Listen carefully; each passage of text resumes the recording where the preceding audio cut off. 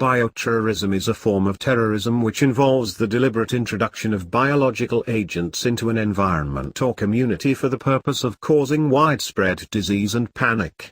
Like other acts of terrorism, bioterrorism is meant to create chaos and undermine morale, and it can be performed by a single individual, a terrorist organization, or even a state actor which wishes to use terrorist tactics to advance political goals.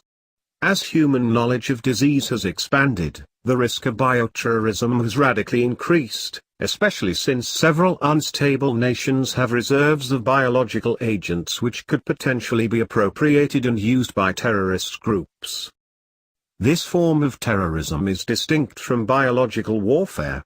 Although both involve the release of biological agents, biological warfare occurs on or around the battlefield during a recognized military conflict. Terrorism, by its nature, is separate from a legitimate military conflict, and it involves asymmetrical tactics which are designed to undermine a society or government. The use of viruses, bacteria, and toxins in war is prohibited by international law, and bioterrorism is severely prosecuted as well.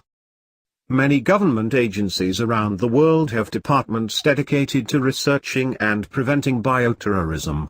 Biological agents are broken into three classes, A, B, and C, on the basis of virulence. Diseases like smallpox are considered Class A, because they could potentially spread quickly and kill numerous people, while Class B agents such as glanders are less virulent, and Class C agents consist of things which could potentially be weaponized because they are readily available. The history of bioterrorism is ancient. One of the first recorded examples occurred in the 600s BC in Assyria, when ergot was used to contaminate supplies of grain. The use of bodies of plague and smallpox victims for the purpose of spreading disease has also been documented across Europe and Asia through various periods in history.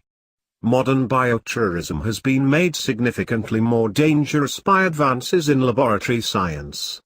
In the 20th century, the Japanese cult Aum Shinrikyo attracted a great deal of attention when it released the toxin ricin on the Tokyo subway, and in the United States, a series of anthrax letters in 2001 caused widespread panic.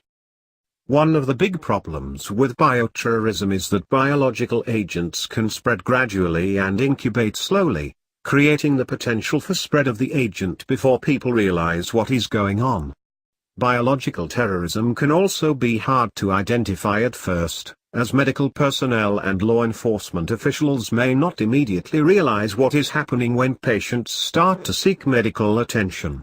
As a result, a well-timed and carefully planned attack, especially one involving genetically modified agents, could sow widespread panic, confusion, chaos, and disease across a region or an entire nation.